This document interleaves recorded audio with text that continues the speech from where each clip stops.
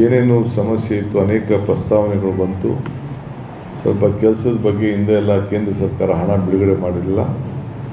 ಅದು ಕೂಡ ನಾವೇನು ಮಾಡಬೇಕು ಅನ್ನೋದು ಕೂಡ ಅವ್ರಿಗೆ ನಾನು ನಿರ್ದಿಷ್ಟವಾದಂಥ ಗುರಿಯನ್ನು ಕೊಟ್ಟಿದ್ದೇನೆ. ಸೊ ಇದನ್ನು ನಾವು ಗಮನದಲ್ಲಿ ಇಟ್ಕೊಂಡು ಕೆಲಸವನ್ನು ನಾವು ಮಾಡ್ತೇವೆ. ನಿನ್ನೆ ತಮಗೆ ನಾನು ಹೇಳೋದಾದರೆ, ನಾನು ಮತ್ತು ನಮ್ಮೆಲ್ಲ ಸಹೋದ್ಯೋಗಿಗಳು, ಉಪಮುಖ್ಯಮಂತ್ರಿಗಳು ನಾವು ನಿನ್ನೆ ಕಲ್ಯಾಣ ಕರ್ನಾಟಕದ ಬೀದರ್ ಬಸ್ಸು ಕಲ್ಯಾಣಕ್ಕೆ ಫಸ್ಟು ಭೇಟಿ ಕೊಟ್ಟು, ಅಲ್ಲಿ ಭೇಟಿ ಕೊಟ್ಟು ಅನುಭವ ಮಂಟಪದಿಂದ ಈ ಬಸವಣ್ಣನ ನಾಡಿನಿಂದ ಈ ನನ್ನ ಪರಿಶೀಲನಾ ಸಭೆ ಜನರ ಸಮಸ್ಯೆಯನ್ನು ಆಲಿಸಲಿಕ್ಕೆ ಅಲ್ಲಿ ಪ್ರಾರಂಭ ಮಾಡಿ, ಅಲ್ಲಿ ಪರಿಶೀಲನೆ ಮಾಡಿ, ಅಲ್ಲಿ ಎಲ್ಲ ಕಡೆ ಕೂಡ ಭೇಟಿಯನ್ನು ಕೊಟ್ಟು ಎಲ್ಲ ವರ್ಗದ ಸಮಾಜದಲ್ಲಿರುವಂಥ ಎಲ್ಲ ವರ್ಗದ ಜನರನ್ನು ಕೂಡ ಆ ಪುತ್ಥಳಿಗೆ ಗೌರವವನ್ನು ಕೊಟ್ಟು, ಅದಾದಮೇಲೆ ನಾನು ರಾತ್ರಿ ಕಾಂಗ್ರೆಸ್ ಕಾರ್ಯಕರ್ತರ ಸಭೆಯನ್ನು ಕೂಡ ಉದ್ದೇಶಿಸಿ ಅಲ್ಲೂ ಕೂಡ ಅವರಿಗೆ ಏನು ಮಾರ್ಗದರ್ಶನ ಕೊಡಬೇಕು ಆ ಕೆಲಸ ಕೂಡ ಮಾಡಿದ್ದೇನೆ. ನಮ್ಮ ಪ್ರಯಾರಿಟಿ ಏನು ಅನ್ನೋದನ್ನು ಈಗಲೇ ತಾವೆಲ್ಲ ಗಮನಿಸ್ತಾ ಇದ್ದೀರಿ. ನನ್ನ ಪ್ರಯಾರಿಟಿ ಗ್ರಾಮೀಣ ಜನರ ಬದುಕನ್ನು ಹಸನು ಮಾಡಬೇಕು. ಈ ದೃಷ್ಟಿಯಿಂದ ಏನು ಬೆಂಗಳೂರು ನಗರಗಳಲ್ಲಿ ದೊಡ್ಡ ದೊಡ್ಡ ಟೌನ್ಗಳಲ್ಲಿ ಯಾವ ರೀತಿ ಸೌಲಭ್ಯಗಳಿದೆಯೋ ಅದು ಕೂಡ ಎಲ್ಲ ನಮ್ಮ ನಗರಗಳಿಗೆ, ನಮ್ಮ 2 ಟೈರ್ ಸಿಟಿ 3 ಟೈರ್ ಸಿಟಿಗಾಗಲಿ ಕೊಡಿಸ್ಬೇಕು ಅನ್ನೋದು ನಮ್ಮ ಮೊದಲನೇ ಆದ್ಯತೆ. ನಮ್ಮ ಚುನಾವಣಾ ಪ್ರಣಾಳಿಕೆಯಲ್ಲಿ ಒಂದು ವಿಚಾರನ ನಾನೀಗಾಗಲೇ ಘೋಷಣೆ ಮಾಡಿದ್ದೇನೆ.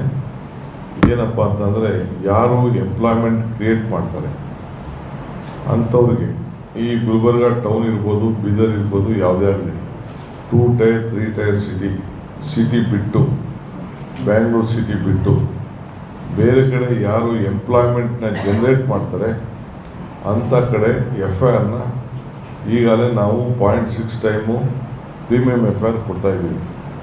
ಅದು ಬಿಟ್ಟು ಅದು ಸೇರಿಕೊಂಡು 2 ಟೈಮ್ಸ್ FIR ಕೊಟ್ಟು ಹೈ ರೈಸ್ ಬಿಲ್ಡಿಂಗ್ ಆಗಿ ಹೋಗಬೇಕು. ಸೊ ಅಲ್ಲಿ ಬೆಂಗಳೂರಲ್ಲಿ 70 ರೂಪಾಯಿ 80 ರೂಪಾಯಿ 90 ರೂಪಾಯಿ 100 ರೂಪಾಯಿ ಬಾಡಿಗೆಗೆ ಇರ್ತದೆ. ಸೊ ಇಂಥ ನಗರಗಳಲ್ಲಿ ಒಂದು 40-50 ರೂಪಾಯಿಗೆ ಸಿಕ್ಕಿದ್ರೆ ಅಲ್ಲಿಂದ ಬಂದು ಇಲ್ಲಿ ಎಂಪ್ಲಾಯ್ಮೆಂಟ್ ಕ್ರಿಯೇಟ್ ಆಗಲಿ, ಅದಕ್ಕೆ ಕಡಿಮೆ ದರದಲ್ಲಿ ಅವ್ರಿಗೆ ಜಾಗ ಸಿಗಲಿ ಅನ್ನೋ ದೃಷ್ಟಿಯಿಂದ ಇದೊಂದು ಹೊಸ ಸ್ಕೀಮನ್ನು ನಾನು ಈ ಒಂದು ಗುಲ್ಬರ್ಗಾಯಿಂದ ಅನೌನ್ಸ್ಮೆಂಟ್ ಮಾಡ್ತಾಯಿದ್ದೀನಿ. ಅದಕ್ಕೆ ಸಂಬಂಧಪಟ್ಟಂಥ ಏನು ಅಮೆಂಡ್ಮೆಂಟ್ ತರಬೇಕು ಅದನ್ನು ಕೂಡ ತರಲಿಕ್ಕೆ ಅರ್ಬನ್ ಡೆವಲಪ್ಮೆಂಟ್ ಮುಖಾಂತರ, ಟೌನ್ ಪ್ಲಾನಿಂಗ್ ಮುಖಾಂತರ ಆ ಕೆಲಸವನ್ನು ಮಾಡ್ತೇನೆ. ಇದು ಈ ನಗರಗಳಲ್ಲಿ ಗುಲ್ಬರ್ಗ, ಬೀದರ್, ಬಳ್ಳಾರಿ ಇರ್ಬೋದು, ಯಾವುದೇ ಆಗಲಿ ಸೆಕೆಂಡ್ ಟೈರ್ ಸಿಟಿ ಇದೆ, ಅಲ್ಲೆಲ್ಲ ಹೈ ರೈಸ್ ಬಿಲ್ಡಿಂಗ್ಗಳು ಬರಲಿಕ್ಕೆ ಅನುಕೂಲ ಆಗ್ತದೆ. ಆಗ ಉದ್ಯೋಗಗಳು ಸೃಷ್ಟಿಯಾಗ್ತದೆ. ಇದು ಬರೀ ಹೌಸಿಂಗ್ ಮಾತ್ರ ನಾನು ಇದಕ್ಕೆ ಯೋಚನೆ ಮಾಡ್ತಾ ಇಲ್ಲ. ಎಂಪ್ಲಾಯ್ಮೆಂಟ್ ಕ್ರಿಯೇಷನ್ಗೋಸ್ಕರ ಈ ಒಂದು ಅನುಕೂಲಕರವಾದಂಥ ಕಡಿಮೆ ದರದಲ್ಲಿ ಬಾಡಿಗೆಗೆ ಅವ್ರಿಗೆ ಜಾಗ ಸಿಗಬೇಕು ಮತ್ತು ಇಲ್ಲೂ ಕೂಡ ಉದ್ಯೋಗವನ್ನು ಸಿಗಬೇಕು. ಜನ ವಲಸೆ ಬರೋದನ್ನ, ಬೆಂಗಳೂರಿಗೆ ಬರೋದನ್ನ, ನಗರಗಳಿಗೆ ಹೋಗೋದನ್ನ ತಪ್ಪಿಸ್ಬೇಕು ಅನ್ನೋ ದೃಷ್ಟಿಯಿಂದ ಈ ನಿರ್ಧಾರವನ್ನು ಇವತ್ತು ಗುಲ್ಬರ್ಗಾದಲ್ಲಿ ನಾನು ಅನೌನ್ಸ್ಮೆಂಟ್ ಮಾಡ್ತಾ ಇದ್ದೇನೆ. ಇದಲ್ಲದೆ ಈಗಾಗಲೇ ನಾವು ಹೇಳ್ದಂಗೆ ಗ್ರಾಮೀಣ ಪ್ರದೇಶದ ಜನರಿಗಾಗಲಿ ಯಾರಿಗಾಗಲಿ ಯುವಕರಿಗೆ ಉದ್ಯೋಗ ಸೃಷ್ಟಿ ಮಾಡಬೇಕು ಅಂತೇಳಿ ಖಾಸಗಿ ಕ್ಷೇತ್ರದಲ್ಲಿ ಒಂದು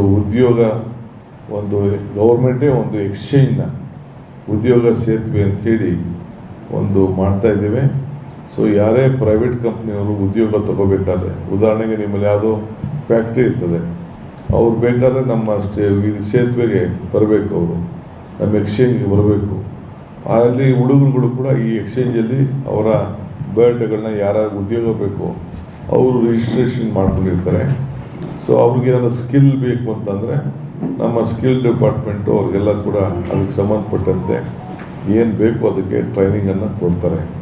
ಅದಕ್ಕೊಂದು ಸೇತುವೆ ಆಗಿ ಇರ್ತದೆ. ನಾವು ಜಾಸ್ತಿ ಅವ್ರಿಗೆ ಇಂಟರ್ಫಿಯರೆನ್ಸ್ ಮಾಡೋಕ್ಕೆ ಹೋಗಲ್ಲ.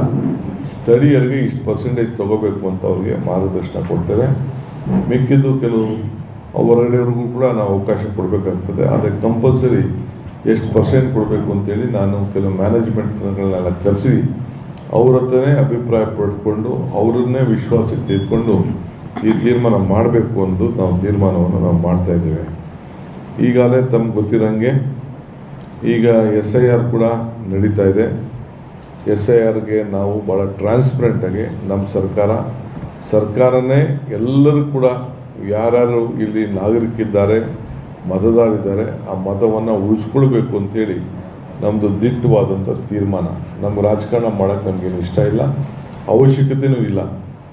ಆದರೆ ಬೇರೆಯವರು ಯಾರು ಏನು ಬೇಕಾದ್ರೂ ಟೀಕೆ ಮಾಡ್ಕೊಳ್ಳಿ, ಏನು ಬೇಕಾದ್ರೂ ಮಾಡ್ಕೊಳ್ಳಿ.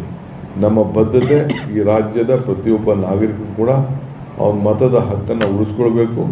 ಅವನ ಮುಂದಕ್ಕೆ ಅವ್ನಿಗೇನೇನು ಸರ್ಕಾರದ ಬೆನಿಫಿಟ್ ಇದೆಯೋ ಅದೆಲ್ಲ ಕೂಡ ಅವನಿಗೆ ತಲುಪಬೇಕು ಅನ್ನೋದು ನಮ್ಮ ಉದ್ದೇಶ. ಇದಕ್ಕೆ ನಾವು SIRಗೆ ಸರ್ಕಾರ ಸಂಪೂರ್ಣವಾಗಿ ಪ್ರೋತ್ಸಾಹ ಕೊಡ್ತಾ ಇದೆ. ಆದರೂ ನಮಗೆ ಭಿನ್ನಾಭಿಪ್ರಾಯ ಇದೆ. ನಾವು ಕೋರ್ಟಲ್ಲಿ ನಮ್ಮದೇ ಆದಂಥ ಅಭಿಪ್ರಾಯನ ಸಲ್ಲಿಸ್ತಾ ಇದ್ದೇವೆ. ಆದರೂ ಕೂಡ ವಿರೋಧ ಪಾರ್ಟಿಯವರು ಪಾಪ ನಮ್ಮ ಸರ್ಕಾರ ತೆಗೆದುಕೊಂಡಂಥ ನಿರ್ಧಾರ ನಾವು ಇದಕ್ಕೆ ಬೆಂಬಲವಾಗಿ ನಿಂತ್ಕೊಳ್ಳೋದಿಲ್ಲ ಅಂತ ತಿಳ್ಕೊಂಡಿರ್ತೀವಿ. ಹಂಗಂತ ನಾವು ನಮ್ಮ ವೋಟ್ನ ಕಳ್ಕೊಳ್ಳಿಕ್ಕೆ ಯಾರಿಗೂ ಇಷ್ಟ ಇಲ್ಲ.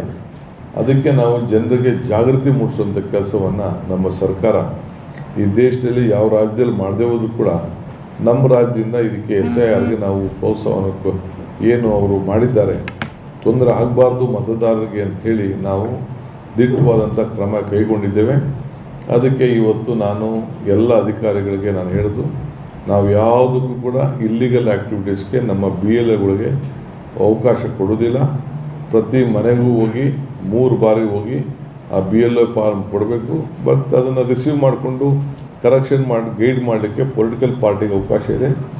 20 BLA ರಿಸೀವ್ ಮಾಡಿಕೊಂಡು ಕರೆಕ್ಷನ್ ಮಾಡಿ BLOಗಳಿಗೆ ತಲುಪಿಸುವಂಥ ಒಂದು ಅವಕಾಶ ಇದೆ.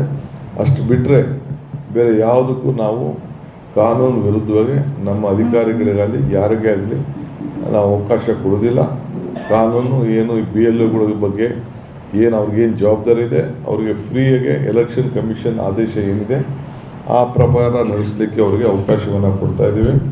ಅವ್ರಿಗೇನಾದರೂ ಸಹಾಯ ಬೇಕು ಅಂದರೆ ಅವರಿಗೆ ರೆಸಿಡೆನ್ಷಿಯಲ್ ಸರ್ಟಿಫಿಕೇಟ್ ಕೊಡಲಿಕ್ಕೆ ಮತ್ತು ಕ್ಯಾಸ್ಟ್ ಸರ್ಟಿಫಿಕೇಟ್ನ ಡೌನ್ಲೋಡ್ ಮಾಡಿಕೊಳ್ಳಿಕ್ಕೆ, ಉಚಿತವಾಗಿ ರೆಸಿಡೆನ್ಷಿಯಲ್ ಸರ್ಟಿಫಿಕೇಟ್ನ ಅವರಿಗೆ ಕೊಡಲಿಕ್ಕೆ ಯಾರು ವಾಸ ಇದ್ದಾರೆ ಅವರೆಲ್ಲ ಕೂಡ 10 ವರ್ಷ ವಾಸ ಇರೋಂಥವ್ರಿಗೆ ಕೊಡಲಿಕ್ಕೆ ಯಾರೇ ಸರ್ಕಾರ ಆದೇಶ ಕೂಡ ಹೊರಡಿಸಿದೆ. ಈಗ ಇಲ್ಲಿ ನಾವು ಅನೇಕ ಟಾಸ್ಕ್ ಫೋರ್ಸನ್ನು ಕೂಡ ಈಗಾಗಲೇ ನಾವು ವಿವಿಧ ರೀತಿಯಲ್ಲಿ ಕುಡಿಯೋ ನೀರಿನ ವಿಚಾರದಲ್ಲಿ ಈಗಾಗಲೇ ನಾವು ಮಾಡಿರೋದು ತಮಗೆಲ್ಲ ಗೊತ್ತಿರುವಂಥ ವಿಚಾರ. ಇವತ್ತು ಕಲ್ಯಾಣ ಕರ್ನಾಟಕದಲ್ಲಿ ಅನೇಕ ಸ್ಕೀಮ್ಗಳಿದೆ. ವಿಶೇಷವಾಗಿ ಹಣ ಕಲ್ಯಾಣ ಕರ್ನಾಟಕಕ್ಕೆ ವರ್ಷಕ್ಕೆ 5,000 ರೂಪಾಯಿ ದುಡ್ಡು ಕೊಡ್ತಾ ಇದ್ದೀವಿ. ಅದನ್ನು ಕೂಡ ನಾವು ಪರಿಶೀಲನೆ ಮಾಡ್ತಾ ಇದ್ದೀವಿ. ಒಂದು 80% ಈಗಾಗಲೇ ಕೆಲಸ ನಡೀತಾ ಇದೆ.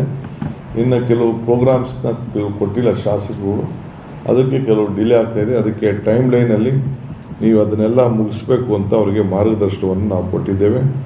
ಸೊ ಎಲ್ಲ ಯೋಜನೆಗಳನ್ನು ಅನುಷ್ಠಾನ ತರಲಿಕ್ಕೆ ಟೈಮ್ ಲೈನಲ್ಲಿ ಹಣ ಖರ್ಚು ಮಾಡಲಿಕ್ಕೆ ಈಗಾಗಲೇ ಏನು ಕಳೆದ ಈ ಪ್ರಾರಂಭ ಮಾಡಿದಾಗಿಂದ ನಮ್ಮ ಸರ್ಕಾರ ಬಂದ ಮೇಲೆ ನಾವೇನು ಮಾತು ಕೊಟ್ಟಿದ್ದೋ ಆ ಮಾತು ಪ್ರಕಾರ ಈಗಾಗಲೇ ಹಣ ಕೂಡ ಈಗಾಗಲೇ ಬಿಡುಗಡೆ ಮಾಡ್ಕೊಂಡು ಬಂದಿದೆ. ಕುಡಿಯೋ ನೀರು ವಿಚಾರದಲ್ಲಿ ಎಲ್ಲ RO ಪ್ಲ್ಯಾಂಟ್ಗಳಿಗೆ ರೀಚೆಕ್ ಮಾಡಬೇಕು ಅಂತ ಹೇಳಿದ್ದೇವೆ. ವಾಟರ್ ಕ್ವಾಲಿಟಿ ಚೆಕ್ ಮಾಡಬೇಕು ಅಂತ ಹೇಳಿದ್ದೇವೆ.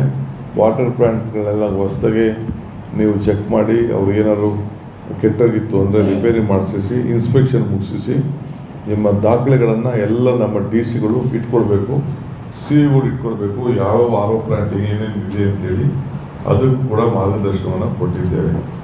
ಇದಲ್ಲದೆ ನಮ್ಮ ಕಂದಾಯ ಇಲಾಖೆಯಲ್ಲಿ ಒಂದು ದೊಡ್ಡ ರೆವಲ್ಯೂಷನ್ ಕಾರ್ಯಕ್ರಮ, ಇಡೀ ಭಾರತದಲ್ಲಿ ಯಾವ ಸರ್ಕಾರನೂ ತೆಗೆದುಕೊಳ್ಳಾಗದೇ ಹೋದಂಥ ಒಂದು ಕಾರ್ಯಕ್ರಮ, ಈ ಖಾತಾ ಕಾರ್ಯಕ್ರಮವನ್ನು ಅವರು ಸಂಪಾದನೆ ಮಾಡಿದಂಥ ಆಸ್ತಿಗಳನ್ನು ದಾಖಲೆಗಳನ್ನು ಸರಿಯಾಗಿ ಕೊಡಬೇಕು ಅಂತೇಳಿ ಈ ಖಾತಾ ಕಾರ್ಯಕ್ರಮವನ್ನು ಪೋಡಿ ಮಾಡಿಕೊಳ್ಳುವಂಥ ಕಾರ್ಯಕ್ರಮ, ಈ ಸ್ವತ್ತು ಕಾರ್ಯಕ್ರಮವನ್ನು ನಮ್ಮ ಸರ್ಕಾರ ಇಟ್ಕೊಂಡಿದೆ.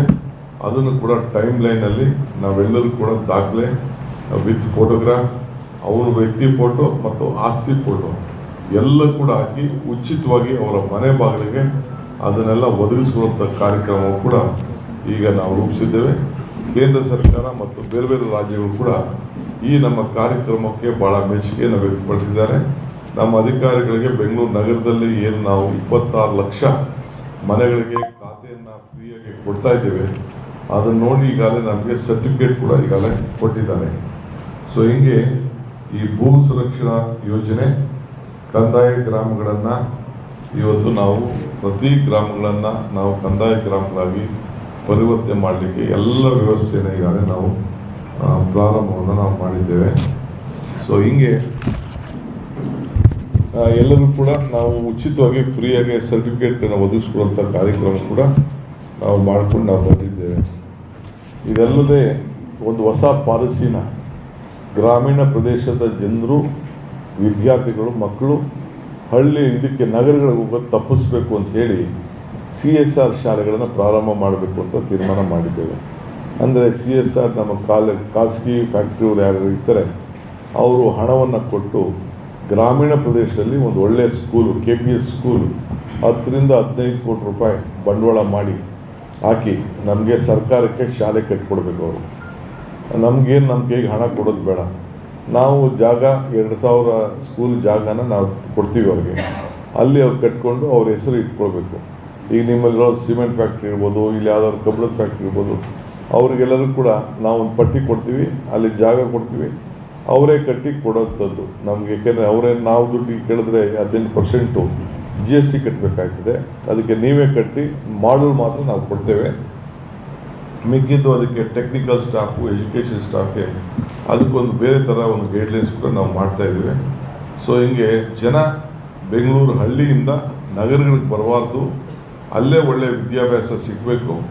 ಆದಷ್ಟು ನಮಗೆ 14-15 ವರ್ಷ ನಾವು ವಿದ್ಯಾಭ್ಯಾಸವನ್ನು ಉತ್ತಮವಾದಂಥ ನಮ್ಮ ಗ್ರಾಮೀಣ ಪ್ರದೇಶದ ಮಕ್ಕಳಿಗೆ ವಿದ್ಯಾಭ್ಯಾಸ ಕೊಡಬೇಕು ಅನ್ನೋದು ತೀರ್ಮಾನ ಮಾಡಿ ಈಗಾಗಲೇ ನಮ್ಮ ಎಲ್ಲ ಅಧಿಕಾರಿಗಳಿಗೆ ಮಾರ್ಗದರ್ಶನವನ್ನು ಕೊಟ್ಟಿದ್ದೇವೆ.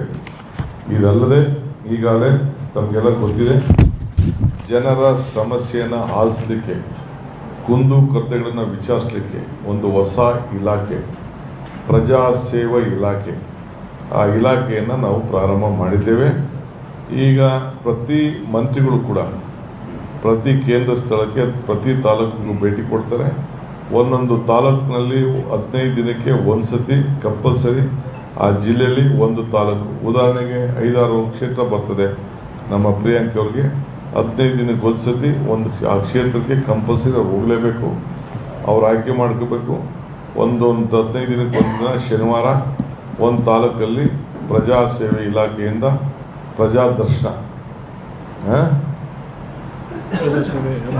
ಪ್ರಜಾ ಸೇವೆ ಅಭಿಯಾನ ಮಾಡಲೇಬೇಕು. ಅದಕ್ಕೊಂದು ಹೊಸ ಟೆಂಪ್ಲೇಟ್ ರೆಡಿ ಮಾಡ್ತಾ ಇದ್ದೇವೆ, ಫಾರ್ಮೇಟ್ ರೆಡಿ ಮಾಡ್ತಾ ಇದ್ದೇವೆ. ಆ ಪ್ರಕಾರ ಕಾರ್ಯಕ್ರಮ ಮಾಡಬೇಕು. ಶಾಸಕರುಗಳು ಕಂಪಲ್ಸರಿಯಾಗಿ ಹೋಬಳಿ ಮಟ್ಟದಲ್ಲಿ, ಪಂಚಾಯತಿ ಮಟ್ಟದಲ್ಲೂ ಕೂಡ ಆ ಕಾರ್ಯಕ್ರಮವನ್ನು ನಡೆಸಬೇಕು. ಅದಕ್ಕೆ ಕೂಡ ಮಾರ್ಗದರ್ಶನ ಕೊಟ್ಟು ಅದಕ್ಕೊಂದು ಒಳ್ಳೆ ಅಧಿಕಾರಿಗಳನ್ನಿಟ್ಟು ಒಂದು ಮಿನಿಸ್ಟ್ರಿನೇ ಅದಕ್ಕೋಸ್ಕರ ನಾವು ಸಿದ್ಧತೆಯನ್ನು ನಾವು ಮಾಡ್ಕೊಂಡು ಬರ್ತಾ ಇದ್ದೇವೆ. ಇದಲ್ಲದೆ ಈಗಾಗಲೇ ನಾವು ಘೋಷಣೆ ಮಾಡಿದ್ದೇವೆ, ರಾಹುಲ್ ಗಾಂಧಿಯವರು ಈ ದೇಶದ ಉದ್ದಗಲಕ್ಕೂ ಕೂಡ ಪಾದಯಾತ್ರೆ ಮಾಡಿದ್ರು, ಭಾರತ್ ಜೋಡೋ ಯಾತ್ರೆ. ಏತಕ್ಕೆ ಮಾಡಿದ್ರು? ಯುವಕರಿಗೋಸ್ಕರ, ಜನ ಒಗ್ಗಟ್ಟಾಗಿರಬೇಕು, ಜಾತ್ಯತೀತ ಮನೋಭಾವ ಇಟ್ಕೊಂಡಿರಬೇಕು ಅಂಥೇಳಿ ಭಾರತ್ ಜೋಡೋ ಸಂಘಟನೆಯನ್ನು ಮಾಡಿದ್ರು. ಸೊ ಅದರ ನೆನಪಿನಲ್ಲಿ ಒಂದು ಹೊಸ ಕಾರ್ಯಕ್ರಮವನ್ನು ನಮ್ಮ ಯುವಕರು ಒಂದಾಗಿರಬೇಕು, ಯಾವಾಗಲೂ ಕೂಡ ಸಾಂಸ್ಕೃತಿಕವಾದಂಥ ವಿಚಾರಗಳು, ಸಂವಿಧಾನದ ರಕ್ಷಣೆ ಮತ್ತು ಅವರ ನಾಯಕತ್ವ ಎಲ್ಲ ಬೆಳೆಸ್ಕೊಳ್ಳಲಿಕ್ಕೆ, ಕ್ರೀಡೆ ಎಲ್ಲ ಕೂಡ ಮಾಡಲಿಕ್ಕೆ ಒಂದು 10,000 ಭಾರತ್ ಜೋಡೋ ಯುವಕ ಸಂಘಗಳನ್ನು ಪ್ರಾರಂಭ ಮಾಡಬೇಕು ಅಂತೇಳಿ ನಾವೀಗಾಗಲೇ ತೀರ್ಮಾನ ಮಾಡಿದ್ದೇವೆ. ಈಗಾಗಲೇ ಆದೇಶ ಹೊರಡಿಸಿದ್ದೇವೆ. ಪ್ರತಿ ಪಂಚಾಯತಿಗೆ ಒಂದೊಂದು ಸಂಘ, ಟೌನಲ್ಲಿ ಪ್ರತಿ ಒಂದು ವಾರ್ಡಲ್ಲೂ ಕೂಡ ಒಂದೊಂದು ಸಂಘ, 200ರಿಂದ 250 ಜನ ಕನಿಷ್ಠ ಮೆಂಬರ್ಸ್ ಇರ್ತಾರೆ. ಒಂದು ಸಂಘಕ್ಕೆ ಸರ್ಕಾರ 10 ಲಕ್ಷ ರೂಪಾಯಿ ವರ್ಷಕ್ಕೆ ಕೊಡ್ತದೆ. ಆ ಕಾರ್ಯಕ್ರಮವನ್ನು ಅವ್ರು ನಡೆಸ್ಕೊಂಡು ನಾವೇನು ಗೈಡ್ಲೈನ್ಸ್ ಕೊಡ್ತೇವೆ ಆ ಕಾರ್ಯಕ್ರಮ ಕೂಡ ಅವ್ರಿಗೆ ನಡೆಸಲಿಕ್ಕೆ ಅವ್ರಿಗೆ ಮಾರ್ಗದರ್ಶನ ಕೊಡ್ತಾ ಇದ್ದೀವಿ. ಸೊ ಈ ಭಾರತ್ ಜೋಡೋ ಯುವಕ ಸಂಘ ನೆಕ್ಸ್ಟ್ ಮಂತ್ 15ನೇ ತಾರೀಕು ಅಷ್ಟೊತ್ತಿಗೆ ಎಲ್ಲ ರಿಜಿಸ್ಟ್ರೇಷನ್ ಆಗಿ ಚಾಲೂ ಆಗುವಂಥ ವ್ಯವಸ್ಥೆಯನ್ನು ಮಾಡ್ತಾ ಇದ್ದೀವಿ. ಈಗಾಗಲೇ ಅದಕ್ಕೆ ಏನೇನು ಬೇಕು ಗೈಡ್ಲೈನ್ಸ್ನೆಲ್ಲ ಕೂಡ ನಾವು ಕಳಿಸ್ಕೊಡ್ತಾ ಇದ್ದೇವೆ. ಈಗಾಗಲೇ OC/CC ವಿಚಾರದಲ್ಲಿ ಈಗಾಗಲೇ ಆಗಸ್ಟ್ 15ನೇ ತಾರೀಕು ಒಳಗಡೆ ಇನ್ನು ಯಾರು ಅರ್ಜಿ ಹಾಕ್ಕೊಂಡಿಲ್ಲ ವಿತ್ ಫೋಟೋಗ್ರಾಫ್ ಸೇರಿ ಅವರು ಅರ್ಜಿ ಹಾಕ್ಕೊಳ್ಬೇಕು. ಯಾರು ವಿದ್ಯುತ್ ಶಕ್ತಿ ಇಲ್ಲ, ನೀರಿಲ್ಲ ಅಂತೇಳಿ ಕೆಲವರು ಪಾಪ ಭಾಳ ತೊಂದರೆಗೆ ಆಗ್ತಾಯಿದ್ರು. ಶಾಸಕರೆಲ್ಲ ಒತ್ತಡ ತಂದರು. ಅದಕ್ಕೆ 15ನೇ ತಾರೀಕುವರೆಗೂ ಒಂದು ಅವಕಾಶವನ್ನು 60-40ವರೆಗೂ ಕೂಡ ಒಂದು ಅವಕಾಶವನ್ನು ನಾವು ಮಾಡಿಕೊಟ್ಟಿದ್ದೇವೆ. ಅದಕ್ಕೆ ಕೂಡ ಒಂದು ಟೈಮ್ ಲೈನನ್ನು ಫಿಕ್ಸ್ ಮಾಡಿದ್ದೇವೆ. ಅದಾದಮೇಲೆ ನಾವು ಯಾವ ಕಾರಣಕ್ಕೂ ಅವಕಾಶನ ಕೊಡೋದಿಲ್ಲ. ಸೊ ಆ ದೃಷ್ಟಿಯಿಂದ ನಾವೆಲ್ಲರೂ ಕೂಡ 15ನೇ ತಾರೀಕು ಆಗಸ್ಟ್ 15ನೇ ತಾರೀಕೊಳಗೆ ಅರ್ಜಿ ಹಾಕೊಳ್ಳಿಕ್ಕೆ ಅವಕಾಶ ಕೊಟ್ಟಿದ್ದೇವೆ. ಈಗಾಗಲೇ ಫ್ರೀ ಬಸ್ ಪಾಸನ್ನು ವಿದ್ಯಾರ್ಥಿಗಳಿಗೆ ಹುಡುಗರಿಗೋಗ ಅನೌನ್ಸ್ ಮಾಡಿದ್ದೇವೆ. ಅದು ಕೂಡ ಈಗಾಗಲೇ ಅರ್ಜಿ ಹಾಕ್ಕೊಂಡು ಅವ್ರಿಗೆಲ್ಲ ಪಾಸ್ ಕೊಡಲಿಕ್ಕೆ ನಮ್ಮ ಶಾಸಕರು ಹೋಗಿ ಯಾವುದಾದ್ರು ಗೌರ್ಮೆಂಟ್ ಸ್ಕೂಲ್ನ ಕಾಲೇಜಿನ ಆಯ್ಕೆ ಮಾಡಿಕೊಂಡು ಅಲ್ಲಿ ಈ ಪಾಸನ್ನು ಒದಗಿಸ್ಕೊಳ್ಳುವಂಥ ಕೆಲಸವನ್ನು ಮಾಡಬೇಕು ಅಂತೇಳಿ ತೀರ್ಮಾನ ಮಾಡ್ತಾ ಇದ್ದೇವೆ. ಆಮೇಲೆ ಪ್ರತಿ ಕ್ಷೇತ್ರದಲ್ಲೂ ಕೂಡ ನಮ್ಮ ರೆವಿನ್ಯೂ ಮಂತ್ರಿಗಳಿಗೆ ಎಲ್ಲೆಲ್ಲಿ ರೆವಿನ್ಯೂ ಜಾಗಗಳಿದೆ ಅದೆಲ್ಲ ಆಯ್ಕೆ ಮಾಡಿ ಅದು ಕನಿಷ್ಠ ಒಂದು 10,000 ಬಡವರಿಗೆ ಸೈಟ್ ಹಂಚಬೇಕು. ಯಾರಾದ್ರೂ ಸೈಟ್ ಇಲ್ಲ ಅವ್ರಿಗೆಲ್ಲ ಮಾಡಬೇಕು ಅಂತೇಳಿ ಡೆಪ್ಟಿ ಕಮಿಷನರ್ಗೆ ನಾವು ಮಾರ್ಗದರ್ಶನ ಕೊಟ್ಟಿದ್ದೇವೆ. ಮುಂದಿನ ದಿನದಲ್ಲಿ ಅವ್ರಿಗೆಲ್ಲ ಬಡವರಿಗೆ ಸೈಟನ್ನು ಹಂಚಲಿಕ್ಕೆ ಕಾರ್ಯಕ್ರಮವನ್ನು ರೂಪಿಸ್ತಾ ಇದ್ದೇವೆ. ಹೀಗೆ ವಿವಿಧ ಕಾರ್ಯಕ್ರಮಗಳನ್ನು ಇವತ್ತು ಕಲ್ಯಾಣ ಕರ್ನಾಟಕದಿಂದ ಪ್ರಾರಂಭವನ್ನು ನಾವು ಮಾಡಿ ಮಾರ್ಗದರ್ಶನವನ್ನು ಕೊಡ್ತೇವೆ. ಈ ನಿಟ್ಟಿನಲ್ಲಿ ಆಗ್ತದೆ. ಇದಲ್ಲದೆ PM ಮಿತ್ರ ಅಂತೇಳಿ ಒಂದು ಜವಳಿ ಪಾರ್ಕನ್ನು ಸುಮಾರು 320 ಕೋಟಿ ರೂಪಾಯಿಯನ್ನು ಅಭಿವೃದ್ಧಿಪಡಿಸಲು ಈಗಾಗಲೇ ಗುಲ್ಬರ್ಗದಲ್ಲಿ ಅಭಿವೃದ್ಧಿಪಡಿಸಲು ಈಗಾಗಲೇ ನಾವು ವ್ಯವಸ್ಥೆಯನ್ನು ಮಾಡ್ತಾ ಇದ್ದೇವೆ. ಸೊ ಅದಲ್ಲದೆ ಬೆಳೆ ವಿಮೆ ವಿಚಾರದಲ್ಲಿ ಜನ ಭಾಳ ಆತಂಕ ಇದ್ದರು. ಈಗಾಗಲೇ ಹಂಗಾಮಿನಲ್ಲಿ ಮುಂಗಾರಿಗೆ ತೊಂದರೆ ಆದಾಗ ಅದಕ್ಕೆ ನಮಗೆ ದುಡ್ಡು ಬಂದಿಲ್ಲ ಅಂತ ಹೇಳ್ತಾ ಇದ್ರು. ಒಟ್ಟು 585 ಕೋಟಿ ರೂಪಾಯಿ ಬೆಳೆ ವಿಮೆ ಪರಿಹಾರವನ್ನು ಈಗಾಗಲೇ ಲೆಕ್ಕಾಚಾರ ಮಾಡಲಾಗಿತ್ತು. ಇದರಲ್ಲಿ 243 ಕೋಟಿ ರೂಪಾಯಿ ಇತ್ಯರ್ಥಪಡಿಸಲಾಗಿದೆ. ಇನ್ನು 344 ಕೋಟಿ ರೂಪಾಯಿಗಳನ್ನು ಈ ದಿನ ಅಂದರೆ 225 ಕೋಟಿ ರೂಪಾಯಿ ಅನುದಾನವನ್ನು ಬಿಡುಗಡೆ ಮಾಡಲು ಆದೇಶವನ್ನು ನಾವು ಕೊಟ್ಟಿದ್ದೇವೆ. ಉಳಿದ ವಿಮೆ ಪರಿಹಾರವನ್ನು ಸದ್ಯದಲ್ಲೇ ಬಿಡುಗಡೆ ಮಾಡಲು ಸೂಕ್ತ ಕ್ರಮವನ್ನು ಕೈಗೊಳ್ತಾ ಇದ್ದೇವೆ.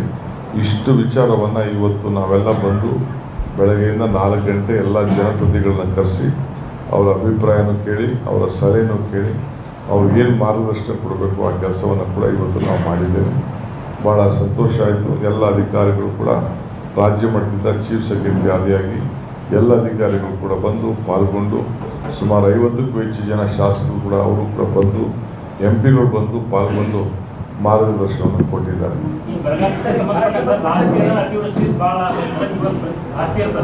ಅತಿವೃಷ್ಟಿಯಿಂದ ರೈತ ಬಹಳ ಸಂಕಷ್ಟ ಅಂದ್ರೆ ಪ್ರೆಸೆಂಟ್ ಬರಗಾಲದಿದ್ದಾರೆ ಸರ್. ಈ ಹಿನ್ನೆಲೆಯಲ್ಲಿ ರೈತರಿಂದ ಸಾಲ ಮನ್ನಾ ಬಹಳ ಬೇಡಿಕೆ ಬರ್ತಾ ಇದೆ ಸರ್. ಈಗ ಆಲ್ರೆಡಿ ಬೇಡಿಕೆ ಬರ್ತಾ ಇದೆ. ಸಾಲ ಮನ್ನಾ ಅನ್ನೋದು ಅಷ್ಟು ಸುಲಭವಾದ ಕೆಲಸ ಅಲ್ಲ. ಮಹಾರಾಷ್ಟ್ರ ಮತ್ತು ತಮಿಳುನಾಡು ರಾಜ್ಯ ಮಾಡ್ಯಾವ ಸರ್. ಅದನ್ನ ನೋಡೋಣ, ನಾವು ನೋಡ್ತೀವಿ. ನಾವೆಲ್ಲ ಅವ್ರು ಮಾಡದಿರೋದಾಗೆಲ್ಲ ನಾವು ಹಿಂದೆ ಮಾಡಿದ್ದೀವಿ. ಮನಮೋಹನ್ ಸಿಂಗ್ ಅವರು ಮಾಡಿದ್ದಾರೆ. ಅದನ್ನ ಪರಿಶೀಲನೆ ಮಾಡ್ತೀವಿ.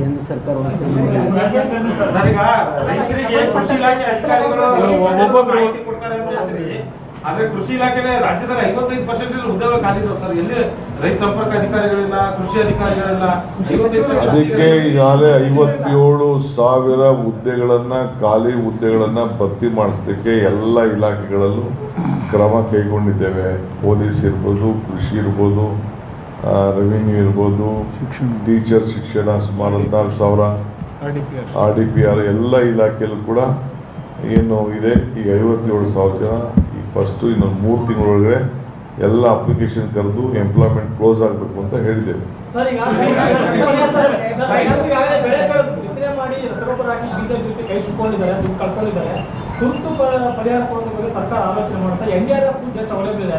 ಎಲ್ಲ ನಾವು ತಿಳಿಸ್ತೇವೆ. ಸದ್ಯ ಇವತ್ತು ತಾನೇ ಬಂದಿದ್ದೀನಲ್ಲ, ನನಗೆ ನೀವು ಸಹಕಾರ ಕೊಡಿ.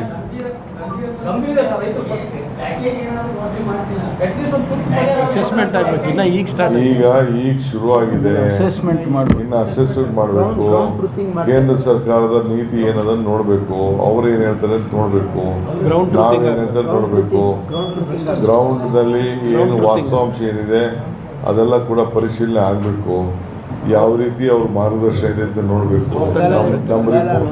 ನಮ್ಮ ರಿಪೋರ್ಟ್ನ ಡೆಲ್ಲಿಗೆ ಕೊಡಬೇಕು.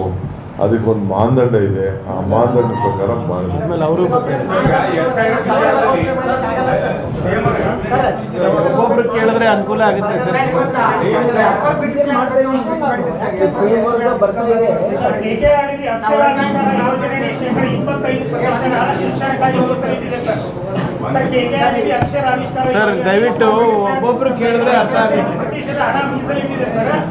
ಕಲ್ಯಾಣ ಕರ್ನಾಟಕ ಭಾಗದಲ್ಲಿ ಸುಮಾರು 16,000 ಸರ್ಕಾರಿ ಶಾಲೆಗಳು ಸುರಕ್ಷಿತವಾಗಿವೆ ಸರ್. ಯಾರೋ ಒಬ್ರು ಹೇಳಪ್ಪ. ಸರ್, ಸ್ಕೂಲ್ ಬಿಲ್ಡಿಂಗ್ ಅದು ಡಿಲಾಪಿಟೇಟೆಡ್ ಇದೆ ಅಂತ ಹೇಳ್ತಾ ಇದ್ದಾರೆ, ಶೀತಲ್ಗೊಂಡಿದೆ ಅಂತ. ಅದಕ್ಕೋಸ್ಕರನೇ ಇಂಥ ಸ್ಕೀಮನ್ನು CSR ಶಾಲೆಗಳನ್ನು ಕಟ್ಟಿಸ್ಬೇಕು ಅಂತೇಳಿ, KPS ಶಾಲೆಗಳನ್ನು ಕಟ್ಟಿಸ್ಬೇಕು ಅಂತೇಳಿ ಸರ್ಕಾರ ಭಾಳ ಮಹತ್ವವಾದಂಥ ಯೋಜನೆಗೆ ಕೈ ಹಾಕಿದೆ.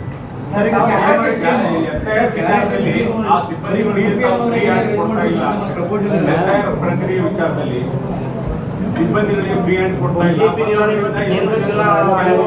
ಚುನಾವಣಾ ಆಯೋಗ ಏನು ಹೇಳ್ತದೆ ಅವ್ರು ಅದನ್ನು ಮಾಡ್ತಾರೆ. ನಾವು ಅದಕ್ಕೆ ಇಂಟರ್ಫಿಯರ್ ಆಗಕ್ಕೆ ಹೋಗಲ್ಲ. ಇದು ಕೇಂದ್ರ ಸರ್ಕಾರದ ಜವಾಬ್ದಾರಿ. ನಾವು ಅವ್ರಿಗೆ ಸಿಬ್ಬಂದಿ ಕೊಡಬೇಕು, ಆ ಕೆಲಸ ಕೊಡ್ತಾ ಇದ್ದೀವಿ. ನಾವು ಸರ್ಕಾರ ಇಟ್ಕೊಂಡಿರೋರು ಜನರಿಗೆ ತೊಂದರೆ ಆಗಬಾರ್ದು ಅಂತೇಳಿ ನಾನು ಸುಮಾರು 4.25 ಕೋಟಿ ಕ್ಯಾಸ್ಟ್ ಸರ್ಟಿಫಿಕೇಟ್ ದಾಖಲೆ ನಮ್ಮದು ಇದೆ. ಆಮೇಲೆ ಕೆಲವರಿಗೆಲ್ಲ ರಿಜಿಸ್ಟ್ರೇಷನ್ ಸರ್ಟಿಫಿಕೇಟ್ ಕೊಡಬೇಕು ಅಂತೇಳಿ ಫ್ರೀಯಾಗಿ ಉಚಿತವಾಗಿ ಡೌನ್ಲೋಡ್ ಮಾಡ್ಕೊಳ್ಳಿಕ್ಕೆ ಅವಕಾಶ ಇದೆ. ಸೊ ಎಲ್ಲರೂ ಕೂಡ ಮನೆ ಬಾಗಿಲಿಗೆ ಯಾರು ಬೇಕೋ ಅವ್ರಿಗೆ ತಲುಪಿಸೋಂಥ ವ್ಯವಸ್ಥೆನ ನಾವು ಮಾಡ್ತಾಯಿದ್ದೀವಿ. ಅಷ್ಟು ಬಿಟ್ಟು ನಾವು ಯಾವುದಕ್ಕೂ ನಾವು ಇಂಟರ್ಫಿಯರ್ ಆಗಕ್ಕೆ ಹೋಗಲ್ಲ. ಜೆಡಿಎಸ್ ನಿಯೋಗ ಕೇಂದ್ರ ಚುನಾವಣಾ ಆಯೋಗಕ್ಕೆ ಹೋಗಿದೆ ಸರ್ ಇವತ್ತಿಗೆ ವಿಚಾರಕ್ಕಾಗಿ ರಾಜ್ಯ ಸರ್ಕಾರ. ಅವರು ಕೊಡ್ತಾ ಇದ್ದಾರೆ, ಪಾಪ ಅವ್ರಿಗೆ ಏನು ಸಮಸ್ಯೆ ಆಗಿದೆ ಗೊತ್ತಿಲ್ಲ. ಸರ್, ಸಂಪುಟ ವಿಸ್ತರಣೆ ಯಾವಾಗ ಆಗ್ಬೋದು? ನಮ್ಮ ಗುಲ್ಬರ್ಗ ಇನ್ನೊಂದು ಸ್ಥಾನ ಸಿಗ್ಬೋದಾ ಸರ್?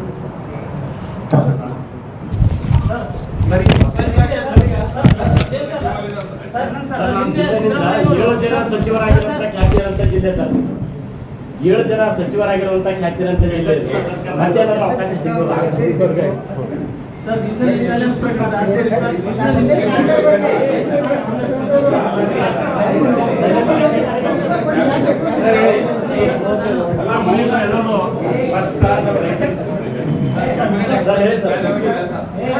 ಏನು ಹೇಳಿ. ಒಂದು ಕಾಲದಲ್ಲಿ 7 ಜನ ಇತ್ತು ನಮ್ಮಲ್ಲಿ, ಈಗ 2 ಇದ್ದಾರೆ. ಇನ್ನೊಂದು ಸಚಿವ ಸ್ಥಾನ ಸಿಗುತ್ತಾ ಅಂತ ನಮ್ಮಲ್ಲಿ. ಆ ಕಾಲದಲ್ಲಿ 100 ಜನ ಮಂತ್ರಿ ಮಾಡ್ಕೋಬೋದಾಯ್ತು. ಈಗ ಬರೀ 33 ಜನ ಮಾತ್ರ ಮಾಡ್ತಾರೆ.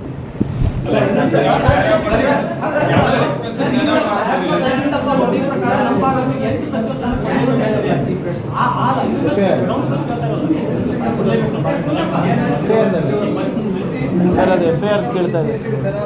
ಒಂದು ನಿಮಿಷ FIR ಏನೋ ಕೇಳ್ತಾರೆ ಸರ್. ನಾವು ಈಗ ಲ್ಯಾಂಡ್ ಬೆಲೆ ಕಡಿಮೆ ಮಾಡ್ತಿದ್ದಲ್ಲ, ಈ ಕಡೆ ಇಂಡಸ್ಟ್ರಿ ಬರಬೇಕಾದ್ರೆ ಒಂದಿಷ್ಟು ಮತ್ತು ನೀರು ನೋಡಿ, ಉದ್ಯೋಗ ಹೆಚ್ಚಿಗೆ ಆಗಬೇಕು.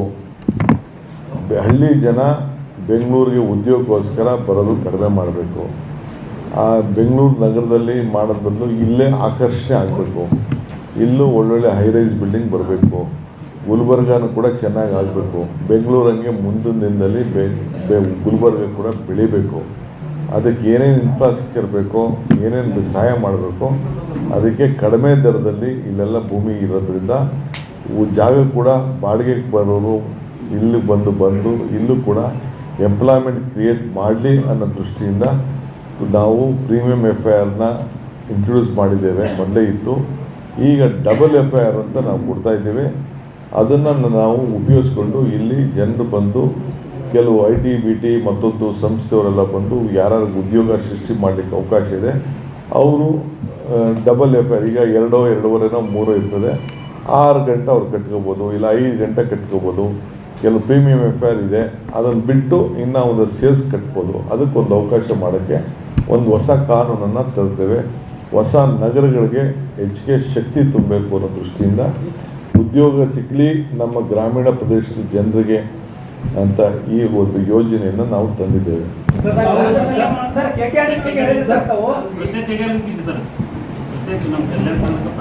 ಅದು ಎಕನಾಮಿಕ್ ಮಿಷನ್ ಸ್ಟಡಿ ಮಾಡಕ್ಕೆ ಹೇಳಿದ್ದೀರಾ? ಅದೆಲ್ಲ ನಾವು ಚರ್ಚೆ ಮಾಡ್ತಾ ಇದ್ದೀವಿ ಬಿಡಿ. ನನ್ನ ಫಸ್ಟೇ ಬಂದು ಹೊಸ ಇಲಾಖೆ ಸೃಷ್ಟಿ ಬಗ್ಗೆ MB ಪಾಟೀಲ್ ಏನೋ ಅಪಸ್ವರ ಹಾಕಿದ್ದಾರೆ. ಯಾರು ಯಾವ ಅಪಸ್ವರ ಯಾರು ಇಲ್ಲ. ಅಲ್ಲ ಅಂದ್ರೆ ನಿಮ್ಗೆ ಅಪಸ್ವರ ಇರಬೇಕಷ್ಟೇ.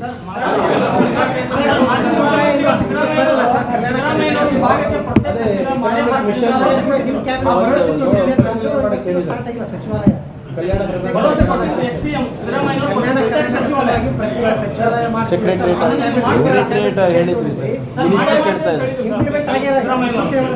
ಇಲ್ಲ ಸೆಕ್ರೆಟರಿಯೇಟ್ ಅಂತ ಇತ್ತು, ಸೆಕ್ರೆಟರಿಯೇಟ್ ಮಾಡಿದ್ದೀವಿ. ಈಗ ಸಚಿವಾಲಯನೇ ಪ್ರತ್ಯೇಕವಾಗಿ ಕೇಳ್ತಾ ಇದ್ದಾರೆ ಸರ್, ಅದು ಇನ್ನೂ ಚರ್ಚೆಗೆ ಬಂದಿಲ್ಲ. ಮಾತಾಡೋಣ. ಒಂದೇ ದಿನಕ್ಕೆ ಬೇಕಾದಷ್ಟು ಊಟ ಮಾಡೋದಿದೆ ನೋಡಿ.